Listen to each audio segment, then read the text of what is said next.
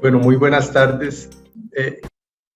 Muchas gracias por el espacio y por la oportunidad de mostrar un poquito de temas de riesgos, no solo cambio climático, sino también en general riesgos no tradicionales que estamos llevando a cabo en el Banco Nacional. Entonces vamos a referirnos pues un poco a cómo es el marco de gestión integral de riesgos del banco enfocado en riesgos no tradicionales y algunas oportunidades que estamos viendo hacia adelante en el tema de gestión integral de riesgos en Costa Rica y en la región. Tal vez un poco para empezar, tal vez que ustedes tengan una noción, cómo estamos organizados en el Banco Nacional, la sugerencia de riesgos y créditos. En primer lugar, contarles que somos 6 áreas de segunda línea. Básicamente la primera área es la Dirección General de Riesgos, ya les voy a contar en qué consiste. Luego sigue la dirección de cumplimiento, normativo y de control interno, es un reporte directo de esta sugerencia. Luego está la dirección general de crédito, pero está enfocada desde el punto de vista de controles, no la parte comercial, sino lo que tiene que ver con el procesamiento del crédito, todo el tema que tiene que ver con aprobaciones, con desembolsos, seguimiento, cobranzas, esa parte se ve de esta área. Luego tenemos una dirección que es el tema de dirección de conozca a su cliente, es todo el tema del cumplimiento de la ley 8204, legitimación de capitales, se ve de esta área. Finalmente hay 2 áreas que son más recientes, una es la gestión y analítica de datos, es un área que tiene apenas un par de años y básicamente lo que hace es profundizar el nivel de gestión de riesgos y comerciales a partir de la información. Y finalmente la gestión con entes reguladores e inteligencia regulatoria. Y ese rol, pues si bien lo hemos tenido en el Banco Nacional, por ser un banco sistémico, tenemos al regulador pues literalmente viviendo en el Banco Nacional con 2 o 3 personas periódicamente, pues la idea es ir avanzando y hemos ido creando un rol mucho más proactivo y propositivo, creando una función de inteligencia regulatoria. Ya les voy a contar en qué consiste. Justo en esa línea, inteligencia regulatoria lo hemos entendido como una necesidad que tiene tanto el sistema financiero en general, ¿verdad?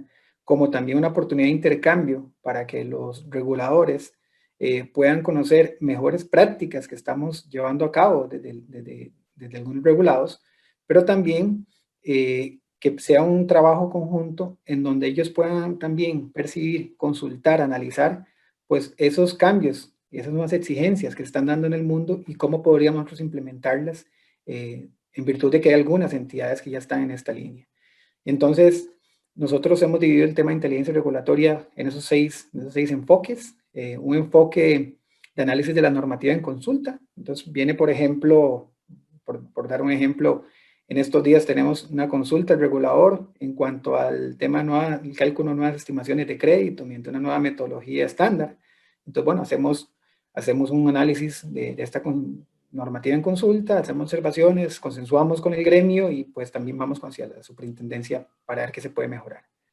También esta misma área es investigación e implementación de mejores prácticas. El Banco Nacional se ha trazado desde hace un par de años la ruta hacia ser un banco Basilea III y hemos puesto todo un programa a cargo para poder seguir esta línea y estar en capacidad antes del año 2025 de ser un banco bajo los estándares de Basilea III. Entonces, esto es lo que significa investigar y mejores prácticas. Vemos qué les está haciendo en los países más desarrollados, buscamos cuáles las podemos tropicalizar y a pesar de que no es una exigencia local, pues tratamos de implementarlas. Y no solo en las prácticas más generales como esta Basilea, sino también con indicadores, reportes o incluso herramientas que veamos que pueden ser de uso común para nosotros. Luego también esta misma área hace un acompañamiento y asesoría para responder a nuevas exigencias y requerimientos regulatorios. Esto significa que, por ejemplo, viene una nueva norma en consulta o ya implementación que tiene que ver con devengo de intereses, por decir un ejemplo en la parte contable. Esta área entonces ayuda y acompaña al área que va a implementar para que justamente no solo cumpla con lo que requiere el regulador, sino que también esté acorde con los controles y cumplimiento normativo necesario. Hemos creado un mayor acercamiento hacia los reguladores. Básicamente lo que hemos convertido esta función es que es un ganar-ganar. Nos hemos reunido con el regulador y le hemos propuesto incluso oportunidades como sandbox regulatorios, como temas de ciberseguridad, como propuestas de score nacional, para que el regulador lo empiece a analizar y que realmente pueda ser una oportunidad de mejora pues para el sistema. En virtud de que esto vaya mejorando en la economía, pues claramente los riesgos de conducta van a ser cada vez menores y el tema sistémico también a su vez va a disminuir. Por otra parte, tenemos que la idea es impulsar nuevas regulaciones, ¿verdad? De acuerdo a una banca moderna. Entonces, en esa línea también, de forma propositiva, el Banco Nacional, mediante esta área, le propone a los diferentes reguladores, y aquí me refiero a, incluyendo hasta términos de la Contraloría General de la República, ¿verdad? Por ejemplo, con algunos cuestionamientos incluso con proyectos de ley, sugerencias para modificación incluso de proyectos de ley. Entonces participamos justo en esta misma línea. Y bueno, y el último caso es que ya la cuantificación de los cambios regulatorios y ya la implementación de los mismos. Ese es un área muy importante. De hecho, hace muchos años, tal vez unos 15 años, yo recuerdo haberla visto en Banco BBVA, porque era un área intrínseca de un área de riesgos para poder mejorar las prácticas.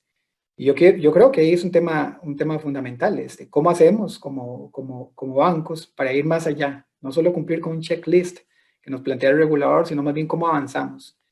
Nadie conoce mejor los riesgos que nosotros, los que estamos ahí gestionándolo. Entonces hay que dar ese paso hacia adelante propositivo y es justo lo que queremos hacer, con lo que hemos venido haciendo con esta inteligencia regulatoria.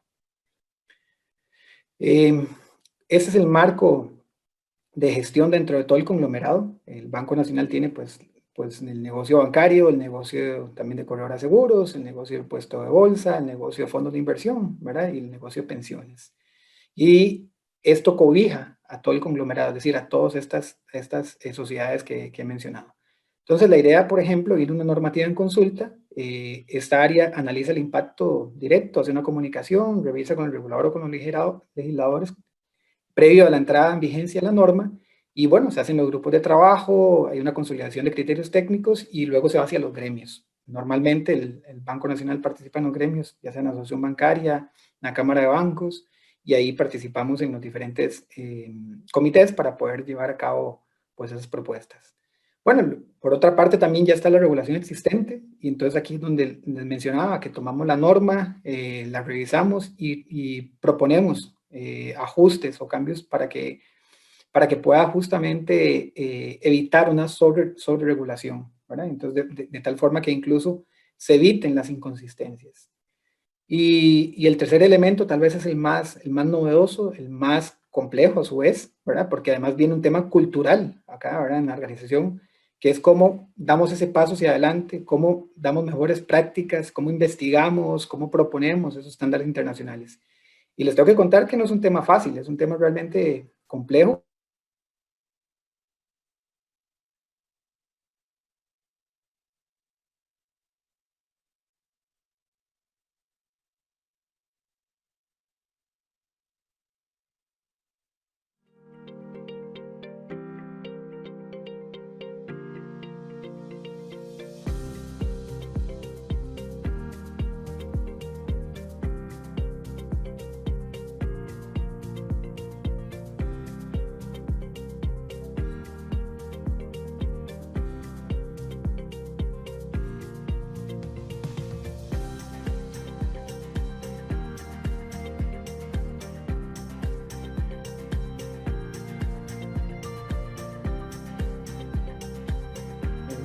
Es una segunda línea de defensa, pero se hacen varias funciones que son complementarias.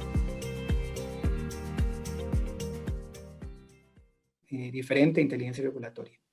Estos compañeros de control interno y cumplimiento normativo lo que hacen es analizar los lineamientos que ya hemos planteado, ¿verdad? Entonces, llegan y revisan qué es lo que establece, primero que se tiene la política corporativa, el marco integral, la metodología, por ejemplo, y luego ahora sí, a partir de eso, se hace todo un inventario normativo, una revisión de los cambios normativos, cuál ha sido la criticidad, Luego hacemos una fase de seguimiento con la cual tenemos una metodología específica para cuantificar el riesgo normativo, ¿verdad? Y esto es muy importante, ahora me voy a referir más adelante, porque en términos de compliance, ¿verdad? O cumplimiento normativo, no solo es un tema de multas, que muchas personas pueden tal vez enfocarse en eso, sino hay temas, por ejemplo, el riesgo reputacional, riesgo de imagen, riesgo de conducta, ¿verdad? Que pueden tener una afectación significativa adicional de los impactos en los riesgos tradicionales que podría tener la organización. Entonces, hay una metodología específica, se crea un modelo de madurez, ¿verdad? Nosotros vamos clasificando cuál es la madurez que tenemos en el banco, en el conglomerado Banco Nacional, este control y cumplimiento normativo, y lo vamos llevando a una rendición de cuentas que se comunica a la junta directiva de manera periódica, cada trimestre, y ahí vamos viendo cuáles son si hay algún desalineamiento, pues alguna corrección, o pues si vamos bien, pues comunicar para seguir en esa misma línea. ¿Qué sigue para los siguientes 2 años? Y tal vez aquí es un poco los retos. Bueno, ¿cómo hacer que el control y el cumplimiento normativo de ese paso adicional de un checklist a más bien una integración con un plan estratégico?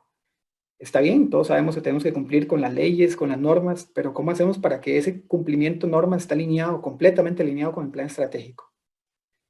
¿Cómo lo integramos en los sistemas de calidad? Eso es fundamental, porque aquí no, la idea no es tener 2 o 3 o 4 o X personas, las que ustedes quieran, haciendo un checklist de la revisión de la normativa, aplicando la probabilidad de impacto, creando el modelo madurez y diciendo si tenemos alguna brecha. Eso es un resultado nada más. Tenemos que ir trabajando a que más bien la gente de forma intrínseca, ¿verdad? Y es un tema cultural, dentro de su sistema de gestión de calidad, ya lo interiorice y que sea una tarea más adicional. Entonces, que por ejemplo, que los compañeros de contabilidad, si viene una nueva norma de registro, no sé, del reglamento de información financiera de su jefe, pues ya intrínsecamente ellos no tienen que recurrir a un área de control y cumplimiento para velar por lo que hay que aplicar, sino ellos mismos de forma propositiva van, lo revisan, lo implementan y más bien comunican qué están haciendo. Y finalmente, todo esto que acabo de mencionar, como les decía al inicio, tiene que estar completamente contextualizado con el tema del cumplimiento normativo y Basilea 3, que es un poco el norte que queremos llevar en el Banco Nacional. El Banco Nacional es un banco de emisión pública, ¿verdad? Emitimos en Estados Unidos bonos, y entonces la rigurosidad con la cual nos califican y nos siguen nuestros inversionistas, pues es bastante mayor a la que se tiene que hacer aquí. Incluso los indicadores para poder hacer emisiones internacionales son diferentes, son más rígidos. Entonces eso significa que si el banco adoptamos precisamente esta propuesta, Basilea 3, pues la posibilidad de conseguir más recursos y con menores costos, pues va a ser más una realidad.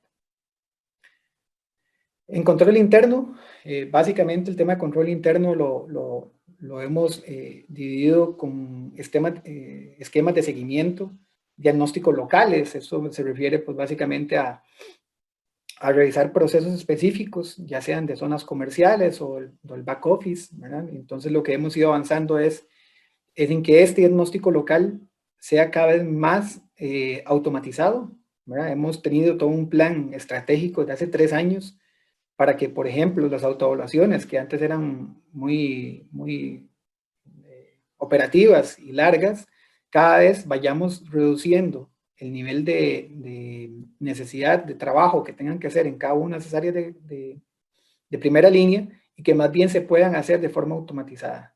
Y en eso, por ejemplo, hemos bajado más de un 40% las actividades de control, justamente por esta desempeño de digitalización. Hacemos evaluaciones independientes, damos asesorías y capacitación justamente para los procesos y algún tema de control o fraude que eventualmente podría estar ocurriendo en una organización, estudios especiales, monitoreo y alertas, y diagnósticos institucionales para cumplir justamente con lo que plantea la 24W0, ¿verdad? Que es todo el marco normativo de SUGEF para hacer la calificación cualitativa.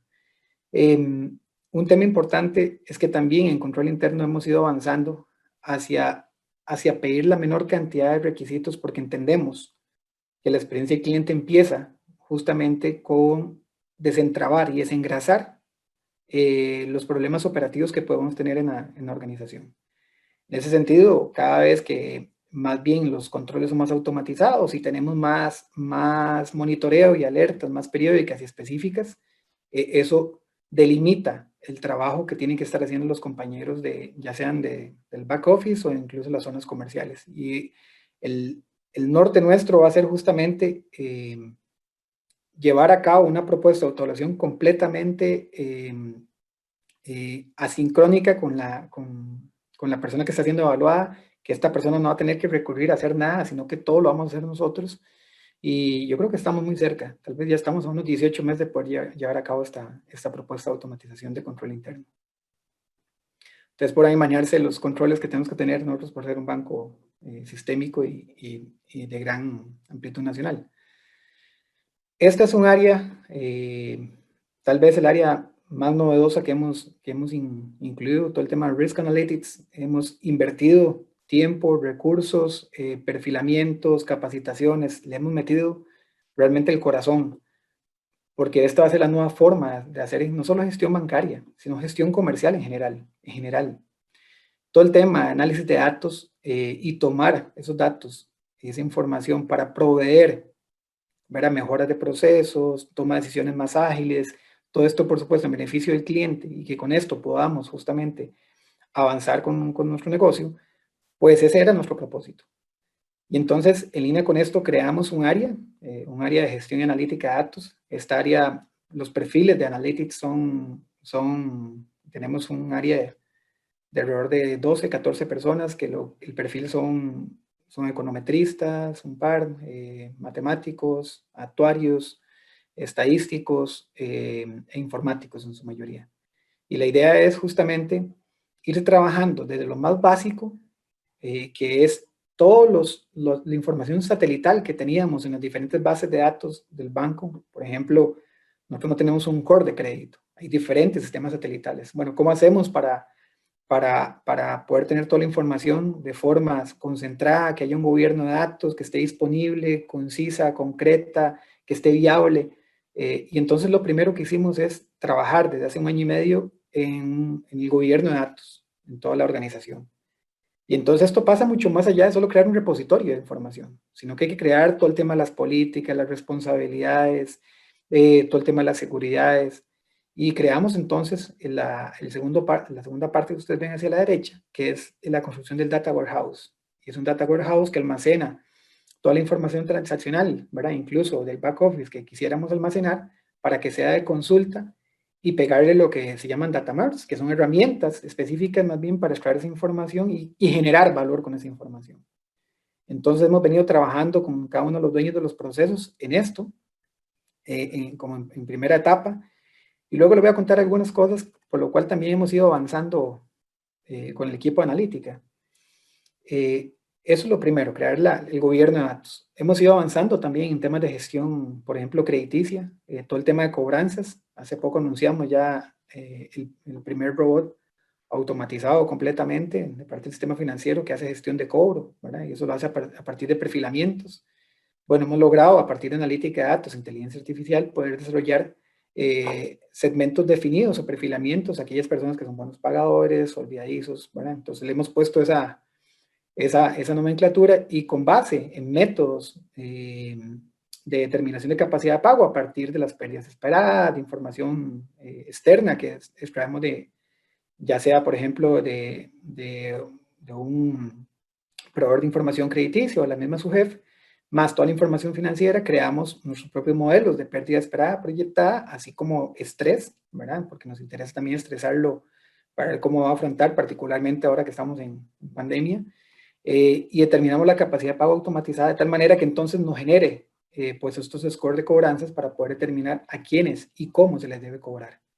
Entonces esto es muy interesante, es una herramienta que hemos venido trabajando a través de los años, ya lo tenemos completamente implementado y bueno, la calibración pues siempre va a ser un tema periódico. Para gestión comercial hemos utilizado, por ejemplo, modelos como algoritmos, digamos, como los ustedes ven allí, que establecen ventas cruzadas, por ejemplo, cómo hacer a partir de la información que yo tengo para un grupo A, ¿verdad? Poderle dar productos a alguien que se parece a este grupo. Y entonces, bueno, lo que consiste es, lo que hemos hecho es un análisis, digamos, de reglas de asociación. Hemos ido avanzando en metodologías de cuantificación de clusterings, encadenamientos, y con base a partir también del Big Data, entonces hemos ido avanzando hacia la minería de datos y hemos ya podido crear estas asociaciones. Y entonces con esto nos ha ayudado un poco para el tema de retención de nuestros clientes, por cuanto la fuga de clientes es un tema siempre significativo, máximo en coyunturas de bajo crecimiento de crédito como que tenemos ahora. Entonces hemos logrado avanzar en esta línea. Luego hay una área específica que es la de conozca a su cliente, que como les decía es todo el tema del seguimiento de la ley de legitimación de capitales. En particular, hemos venido trabajando también con metodologías alternativas, más allá del cumplimiento normativo. Este en particular es un tema muy interesante, es cómo definir ese perfil de aquellos clientes que se definen como 15 días, que son, por ejemplo, perfiles de algunos abogados, contadores, que de pronto hacen algunos movimientos y podrían lanzar alguna alerta. Bueno, en el caso del Banco Nacional, hacerlo a pie es costoso, ¿verdad? Es efectivo, pero es costoso. Y entonces lo que hemos ido avanzando es en crear metodologías para poder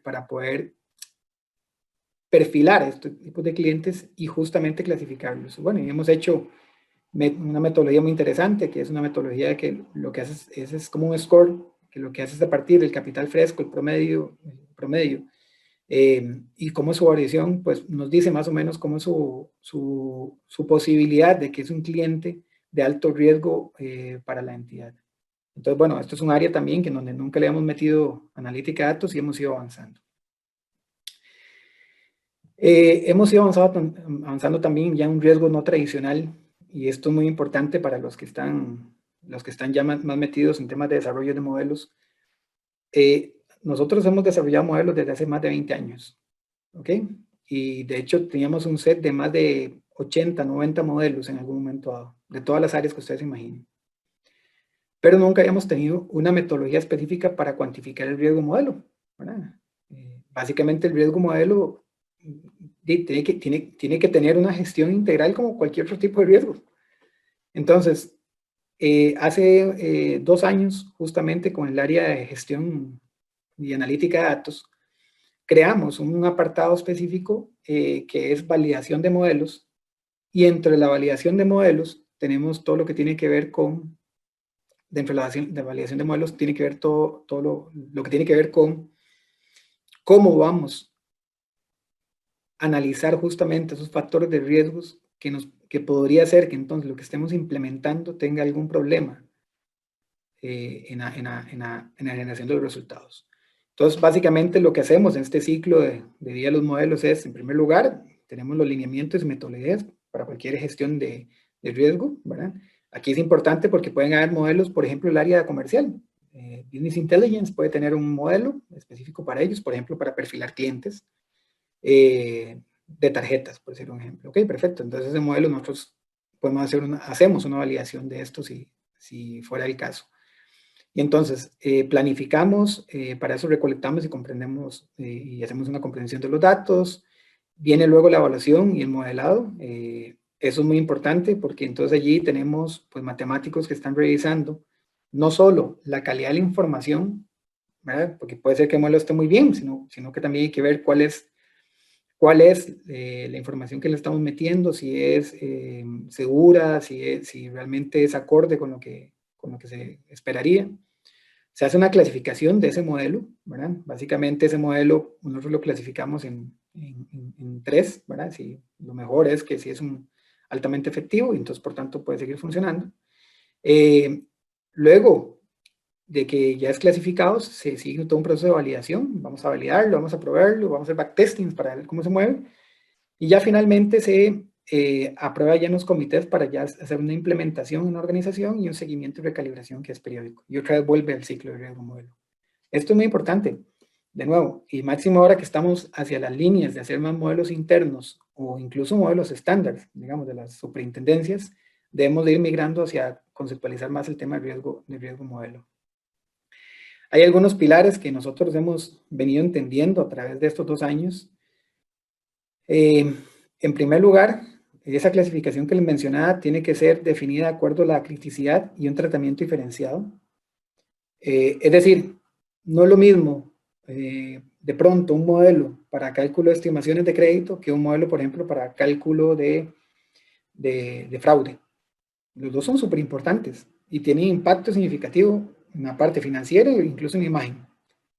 Pero uno tiene un tratamiento diferenciado. Uno de pronto tiene que ver más con el tema regulatorio, tiene que ver más con impacto hacia los resultados, la solvencia patrimonial. El otro de pronto no tiene ese nivel de alcance. Bueno, hay que definir entonces la criticidad y ese tratamiento diferenciado. Luego, por otro lado, tenemos que analizar cuál va a ser la metodología para el desarrollo de los modelos. Entonces, hay una metodología específica para este desarrollo de los modelos.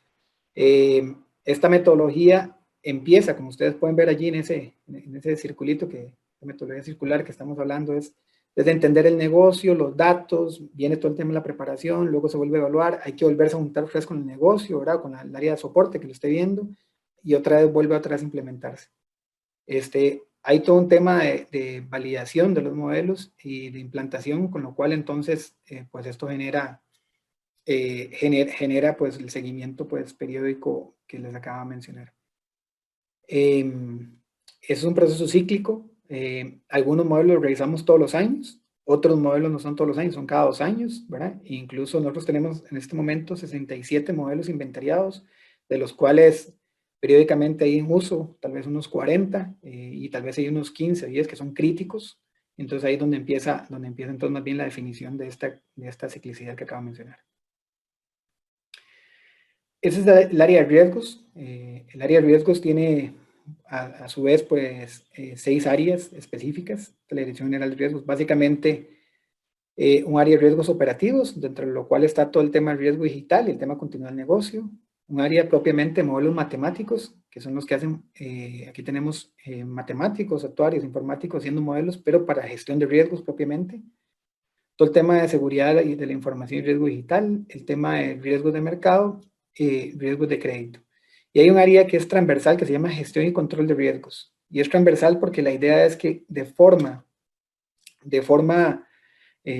unísona puede movilizar cualquier impacto que se esté determinando, por ejemplo, en riesgos operativos, pero que de pronto también a su vez tiene un impacto en seguridad de la información y de pronto en riesgos de mercado. Entonces, en esa línea, la gestión de control de riesgos hace toda esa integración. Ellos ven todo el tema que tiene que ver con riesgos no tradicionales. Ahorita ya seguidamente los voy a comentar aún más. Y es a su vez el área que integra el seguimiento y encadenamiento con todas las subsidiarias del banco. Este proceso de gestión es formal, continuo, integral, ¿verdad? Y bueno, nada más contarles esta diapositiva muy rápidamente. La gestión de riesgos tradicionales es la que todos ustedes conocen, pues básicamente gestión de riesgo de tasas, ¿verdad? Gestión de riesgo de liquidez. Básicamente, contarles que en gestión de riesgo de tasas revisamos 3 cosas, al menos el tema que tiene que ver con cambios en las tasas de interés y su efecto que tendrían en la valoración de los títulos, los instrumentos, y con eso entonces tenemos metodologías internas y adicional de las normativas para calcular valores en riesgos y impacto en suficiencia patrimonial y valoración de carteras. Pero también medimos el riesgo de tasas desde el punto de vista patrimoniales, efectos en las tasas de interés que tienen afectaciones sobre los activos crediticios y entonces las brechas sobre los márgenes de intermediación. Entonces, eso se mide también allí. En riesgos de liquidez, tenemos herramientas para medir las brechas, pues obviamente de liquidez que tiene la organización. Tenemos cumplimientos normativos como los calces de plazos, el indicador de cobertura de liquidez, pero también tenemos modelos internos propios para poder medir estas brechas como análisis que llaman run-off, ¿verdad? Que es básicamente ver hasta cuánto alcanzaría el banco y si se cortara el nuevo apalancamiento, fondeo que tendríamos de nuestros depositantes, por ejemplo, o pruebas de estrés relacionadas con esto. Riesgo cambiario, el Banco Nacional tiene una posición cambiaria neutra, pues, se lo pueden revisar ahí en su jefe. Básicamente, lo que nos indica es que los activos y los pasivos del banco, pues, tienen un ligero brecha positiva, pero que es básicamente para cubrir la posición de nosotros tenemos un banco, participamos en un banco Visa, y eso nos genera una posición negativa en el patrimonio, entonces lo compensamos con una posición positiva en los activos para tener una posición neutra, ¿verdad? Básicamente eso es como gestionamos el riesgo cambiario.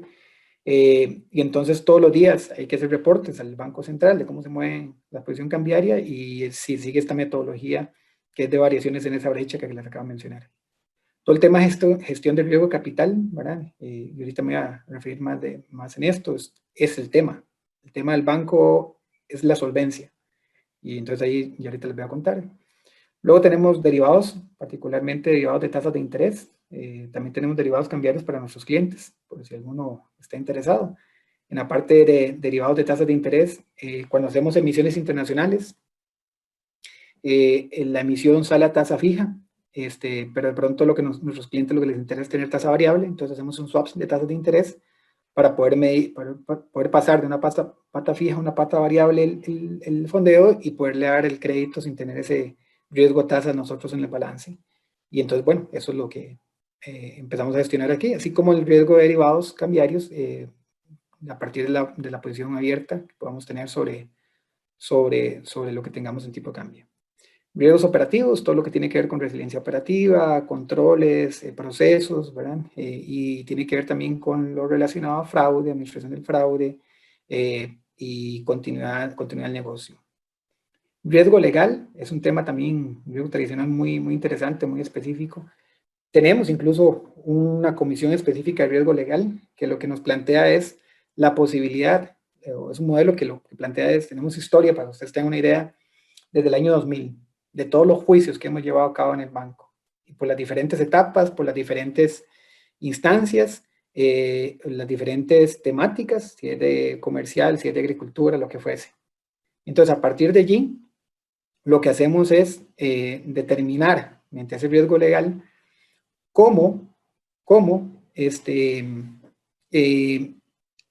una demanda podría llegar a hacerse efectiva y por tanto que afecte la solvencia de la entidad. Y entonces para eso creamos ¿cómo se llama? Una metodología específica. Ahí participan pues nuestro director de contabilidad, la directora de riesgo, la directora de la dirección jurídica, abogados especialistas, y básicamente es como ir a defender cada juicio y nosotros le tenemos la metodología para asignar la probabilidad, el plazo y pues creamos a valor presente pues también el plazo de la demanda y con eso estimamos una provisión por riesgo legal de cada uno de los juicios. Y bueno, todo lo de riesgo de crédito, que aquí no voy a ponerme a hablar de esto, es un tema muy amplio, ¿verdad? Básicamente es todo lo que tiene que ver de manera prospectiva. Recordemos que el riesgo es incertidumbre, entonces es todo lo que tiene que ver con metodologías para cálculo de pérdida esperada, de valor en riesgo, de concentraciones, de score de crédito, de ratings empresariales, elasticidades, todo ese tipo de cosas se hacen desde esta área de riesgo de crédito. También en riesgo de crédito se hace ¿cómo se llama? Una parte o gran parte de la política y normativa de crédito del Banco Nacional. Ok, luego está la gestión de los riesgos no tradicionales, que es un poco lo que quiero ir cerrando ya la presentación. Me parece que es de lo más interesante para ustedes el día de hoy. En primer lugar, contarles que tenemos, pues básicamente, desde hace más de 5 años, el último quinquenio, venimos trabajando en varios de estos. Y los más recientes, como el ASG, que empezamos el año anterior. Hemos hecho gestiones en cuanto a metodologías de riesgo reputacional, ¿verdad? La idea nuestra es un banco sistémico, entonces la idea es cómo podemos a partir de afectaciones, ¿verdad? En imagen, esto puede repercutir en el valor, puede repercutir en la estrategia comercial, puede repercutir en la vinculación con nuestros clientes. Al final del día todo eso se traduce en una disminución de la solvencia de la entidad. Y entonces hemos venido trabajando en una metodología de riesgo reputacional.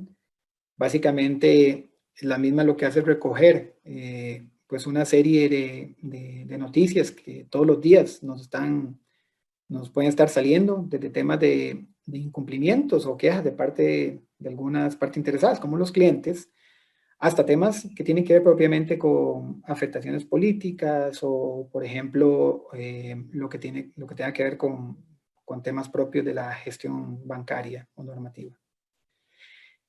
Cuantificamos un valor de estas noticias, a su vez la metemos en una probabilidad de que esto nos genere, digamos, un mapa de calor para que esto nos genere una afectación, y cuantificamos cuánto es el nivel de exposición que tendría el banco por determinadas noticias que estamos teniendo, o temas reputacionales. También entra todo lo que tiene que ver con temas positivos, ¿verdad? Para ir contrarrestando. Luego está todo el tema de gestión de riesgo estratégico. Y aquí, pues básicamente, es muy sencillo definir. Riesgo estratégico es todo aquello que podría traerse abajo la estrategia. Así de simple.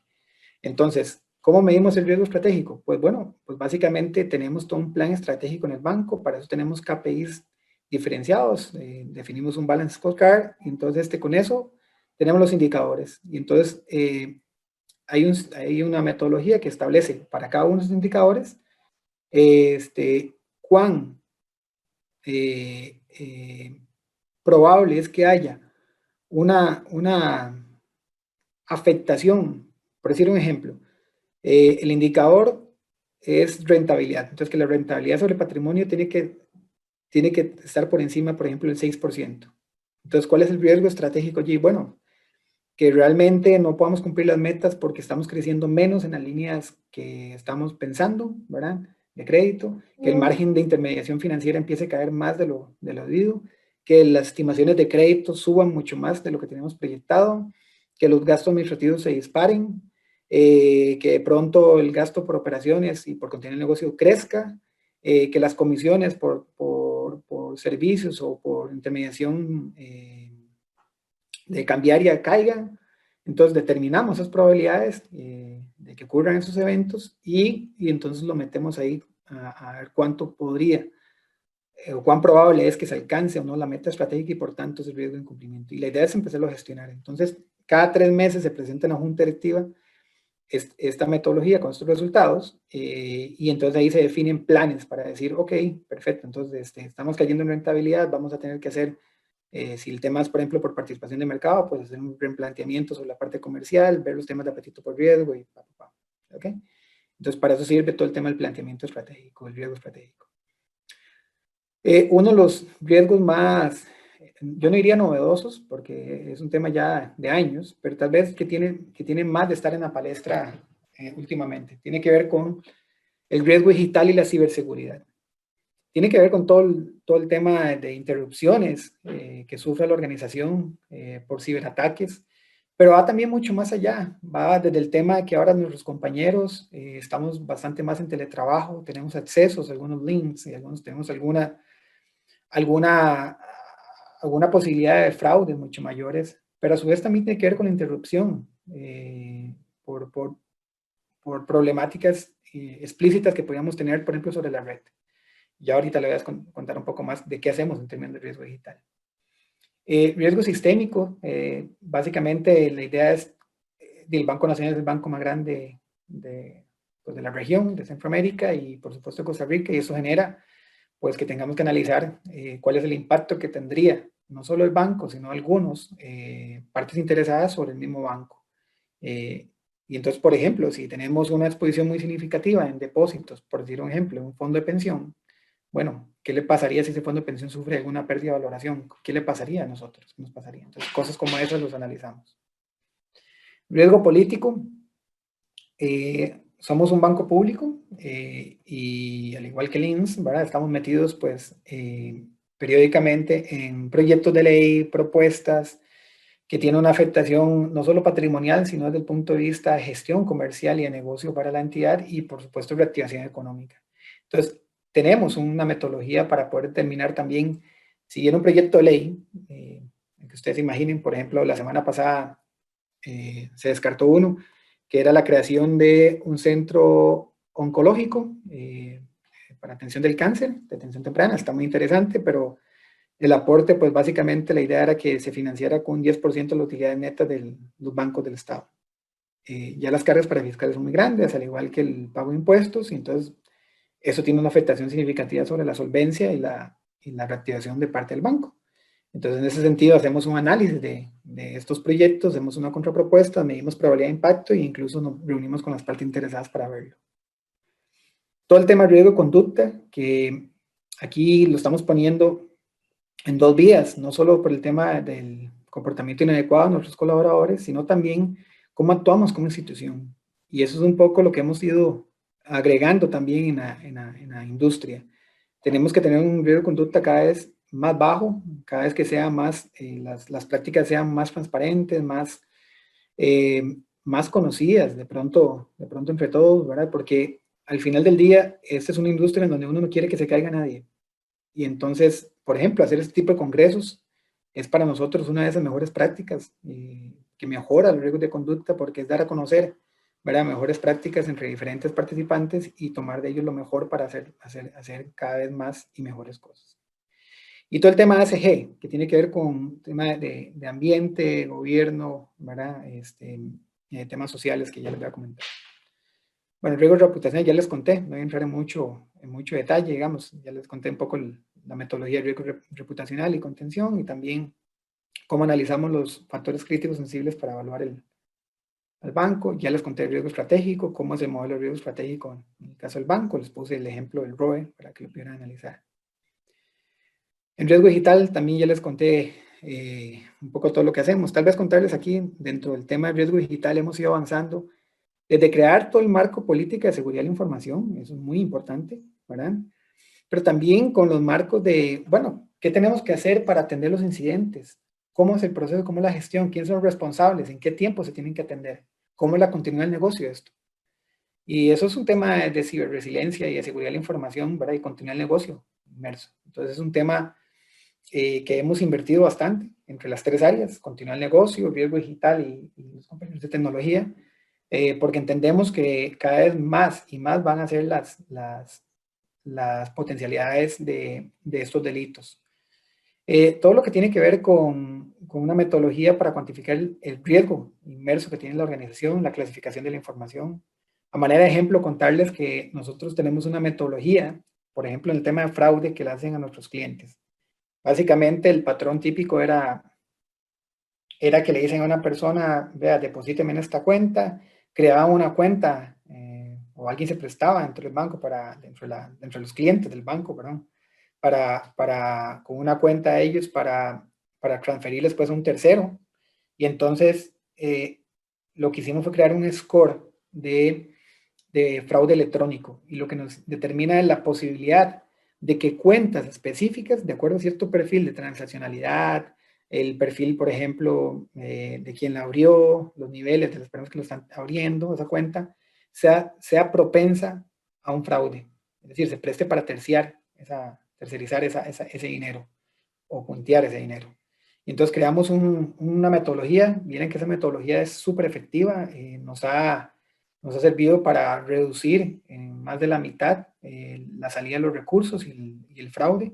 Y eso permite poner, pues básicamente, nosotros, por ejemplo, con ustedes, si algunos clientes del Banco Nacional pueden matricular cuentas favoritas. Algunas de esas cuentas son automáticas. De hecho, en el 70% de las cuentas son automáticas porque el score dice que esa cuenta es probable que no se preste para un fraude.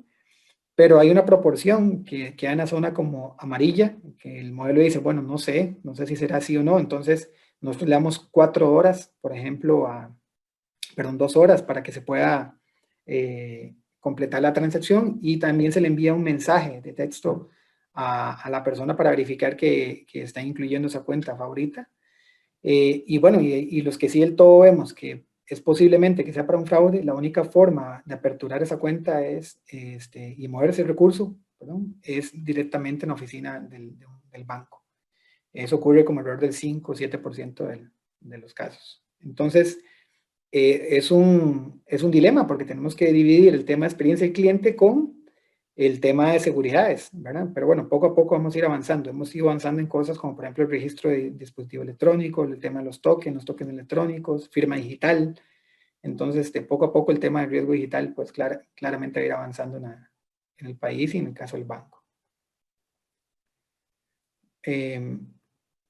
riesgo sistémico, un poco les estaba contando cuáles son las dimensiones que nosotros analizamos. Pues básicamente nosotros medimos pues el tamaño que tenemos como institución y también las demás instituciones, cuál es el grado de interconexión, ¿verdad? Puede ser que seamos un banco universal, pero que de pronto también tenemos mucha complejidad porque están muy relacionados, por ejemplo, con negocios en puestos de bolsa o de pensiones. Entonces nos fondeamos allí o dependemos de algunos de ellos. Bueno, eso es un tema. Luego también podría ser que tengamos o analicemos cuál es el grado de sustitución, ¿verdad?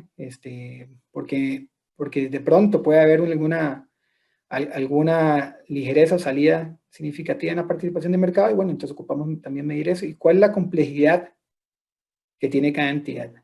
Con base en eso clasificamos a cada una de las entidades, ¿verdad? De hecho, en Basilea 3 establece un componente de consumo de capital por si es sistémico o no. Claramente el banco no va a ser sistémico y entonces desde ahora nos estamos adelantando a eso, pero a su vez lo que nos interesa mucho es que se enfoque en la parte verde de la interconexión. ¿Cuán conectados estamos con el resto, por ejemplo, del sistema?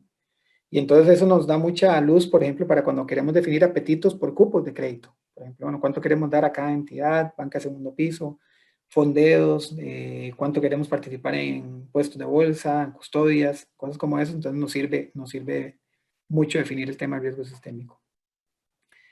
Riesgo político, ya les mencioné pues bastante, ¿verdad? De cómo hacemos los análisis de los proyectos de ley o propuestas que salen, ¿verdad? Y que eso tiene afectación sobre la entidad. El riesgo de conducta, pues como les mencionaba, la idea es cada vez ir trabajando más en la ética, en la conducta de nuestros trabajadores, colaboradores, pero a su vez también influir para que esto se haga en el resto de la organización, perdón, del sistema bancario, para que justamente pues mejoren esas mejores prácticas.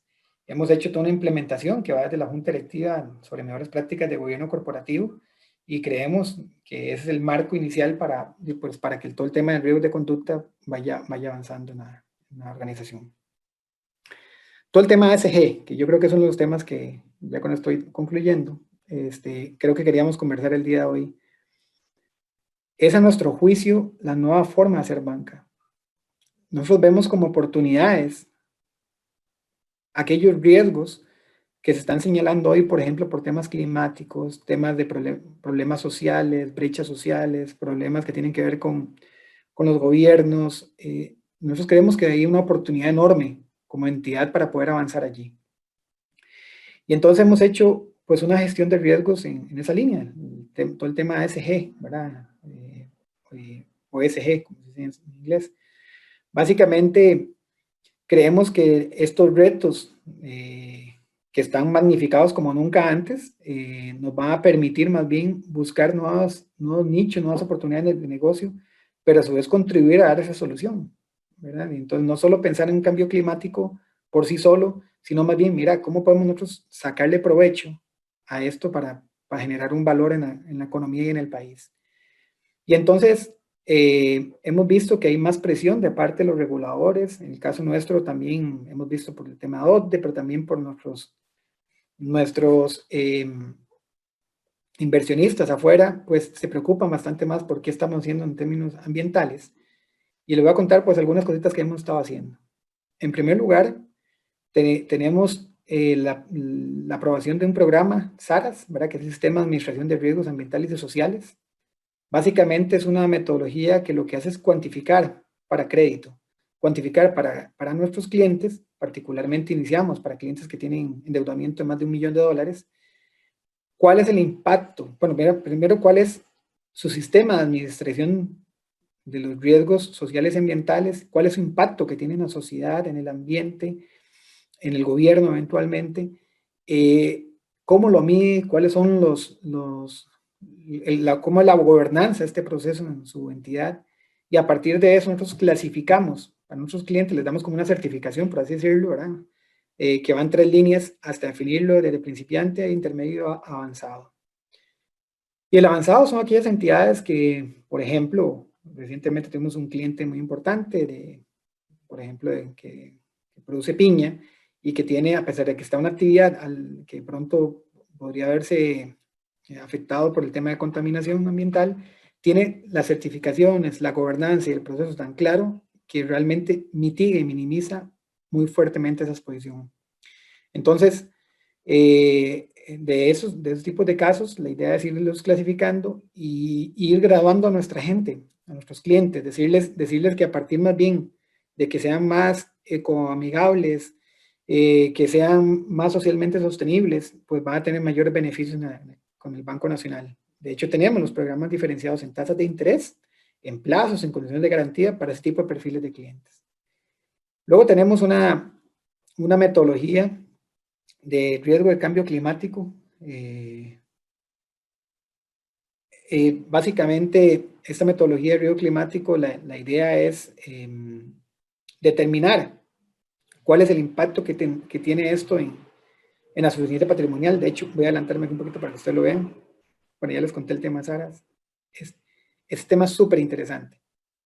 Nosotros determinamos la suficiencia patrimonial o la solvencia, pues que se ve afectada por 3 tipos de componentes. En primer lugar, los riesgos de mercado, que es identificar aquellos instrumentos financieros que están asociados a algunos emisores, ¿verdad? Que tienen industrias, o están en industrias que podrían ser afectadas mayormente por factores climatológicos. Y entonces, a partir de eso, cuantificamos cuáles son esos clientes, vemos la probabilidad de que tengan una afectación en su valoración de mercado y, por tanto, una afectación en el precio. Eso es el riesgo de mercado. En segundo lugar, medimos también, en el tema de la solvencia, cuáles son los elementos de riesgo climático que nos generan alguna vulnerabilidad en algún proceso operativo. Refiérase esto, por ejemplo, algún tema continuo al negocio, algún tema de resiliencia, algún problema que tengamos con tecnología, por ejemplo, alguna oficina. Entonces medimos cuáles son los riesgos operativos que podrían verse afectados. Hace poco hubo un problema por ejemplo, con un sobrecalentamiento de una UPS y afectó un sistema específico, porque no tenía redundancia, y bueno, tuvimos una pérdida, por ejemplo, de información. Entonces, bueno, ¿cómo hacemos para que ese tipo de cosas, de esas vulnerabilidades, porque estaba en una zona que era muy caliente, fue mucho más atípico y bueno, sobrecalentó la UPS? El tema de riesgo de crédito, ¿verdad? Es aquellos eventos que pueden afectar directamente nuestras garantías. Entonces, por ejemplo, si usted tiene una garantía de crédito, por decir un ejemplo, digamos, cerca, digamos, de un puerto y de pronto hay mareas que suben mucho más de lo que se tenía previsto y tenemos una afectación, como tenemos en algunos casos con unos lots de una marina, entonces, bueno, eso tiene una afectación significativa sobre la garantía. Hay que hacer una recuperación y bueno, además el costo, el tiempo, pues podría ser también que nos deje al descubierto. Eso lo cuantificamos y lo medimos en la suficiencia patrimonial, el impacto de capital, y hemos llegado a cuantificar los primeros efectos por cambio climático, y aquí lo tenemos incluso por probabilidad de ocurrencia, ¿verdad? Por zona, tenemos datos del 2010, y cuantificamos elementos que nos podrían afectar en esos tres indicadores que acabo de mencionar y cuánto de ello podría tener un efecto en la suficiencia patrimonial. Entonces, esto es un tema importante para el seguimiento. Concluyo con las siguientes propuestas. ¿Qué sigue? Creemos que de forma prospectiva hay que seguir avanzando en pruebas de estrés. Todo el tema que tiene que ver con riesgo de tasas, de crédito, capital, liquidez, tipo de cambio, de forma prospectiva, eso es muy importante, los análisis de pruebas de estrés. Hay que seguir trabajando en los riesgos emergentes, ¿verdad? Los riesgos, nadie se iba a imaginar que hubiese una pandemia, pero además, ¿cómo estamos preparados con la resiliencia operativa para poder avanzar? Pero además, ¿cómo estábamos preparados con la parte de riesgo de crédito y con la liquidez y con el capital y con las pérdidas? Pues bueno, ese es un poco el tema. Hay que seguir midiendo, determinando impactos adversos, ¿verdad? Y que por supuesto tenga una afectación incierta y difícil de predecir. Esos son los riesgos emergentes. Para eso nosotros hacemos una evaluación una vez al año. La Dirección de Riesgos hace una encuesta que sigue los mismos principios del Banco Central Europeo, el Foro Económico Mundial y EY también hace algo parecido, que es como un video de riesgos. Básicamente la idea es, conseguimos un panel de expertos interno, hacemos un análisis integral y medimos probabilidad e impacto para una serie de elementos que estamos analizando. Luego definimos unas categorías de riesgos y el ejercicio pues básicamente es llegar y decir, ok, ¿qué se está viendo que puede ocurrir en 6 meses, 12 meses, 24 meses? Y a partir de esos resultados de ese panel de expertos definimos planes de acción y eso se llevan también a junta directiva como un seguimiento de un bio de riesgos. Esto nos parece que es un tema importante, puede ayudar siempre para tener ese mapeo. De hecho, ese es un ejemplo. Para que usted, así nos dio, por ejemplo, nosotros el último bio de riesgos. Nos digo que el tema de ciberseguridad, iniciativas de los reguladores, cambian las expectativas de los consumidores, el desempleo estructural, el tema todavía de pandemia, van a seguir siendo los de alta probabilidad y alto impacto en la organización. Y entonces, eso es un tema siempre interesante de hacer planes de acción. Algunos ejercicios prospectivos, hemos hecho temas de sandbox regulatorios, como les decía, con una propuesta con el regulador, vamos a avanzar en uno específico para un tema de ciberseguridad, y bueno, es un poco lo que viene. Concluir con que hay que prestar especial atención a las megatendencias de temas de teletrabajo, digitalización, reducción de costos. Los riesgos políticos en Costa Rica pues se van a magnificar todavía los siguientes meses, ¿verdad? Estamos próximos a una elección, más la negociación del Fondo Monetario, bueno, eso es un tema muy significativo. La recuperación de la economía es incierta, estamos creciendo en dos motores, ¿verdad? Si bien la tasa de crecimiento se proyecta ahora superior más bien al 4%, 4.7%, es empujado por la parte externa, la parte interna sigue siendo un problema y eso se denota con el desempleo estructural tan fuerte que estamos teniendo. El cibercrimen, ¿verdad? Cada vez va a ser más frecuente los crímenes y las amenazas y por tanto hay que tener pues bastante más resiliencia operativa. Y finalmente el ritmo de vacunación que se ha vuelto un poco lento en Costa Rica y eso pues va a mermar a nuestro juicio la recuperación. Nosotros creemos que esto resume pues gran parte de lo que estamos trabajando después del COVID. Creemos que tenemos que seguir trabajando en el tema de finanzas sostenibles, el tema de talento, todo el tema de mejoras de operaciones y hacerlo reducción de costos, lo que tiene que ver con resiliencia tecnológica en general y operativa, nuevas tendencias, finanzas estratégicas y una gestión de riesgos que sea acorde al valor, ¿verdad? Porque un poco el mensaje aquí es que la gestión de riesgo es un motor principal para generar negocio, ¿verdad? No tanto para llegar a ser un checklist, sino más bien es parte del negocio. Estamos a un paso, creando esos pasos hacia la resiliencia organizacional. Los áreas de riesgos específicamente tienen que estar completamente comprometidas en una gestión continua, proactiva, enfocada en la estrategia institucional, buscando el por qué sí y el por qué no, dejarlo a un lado, y más bien cómo impactar la experiencia del cliente, tanto del cliente externo hacia el cliente externos. Y eso es un poco la presentación que tenía para el día de hoy.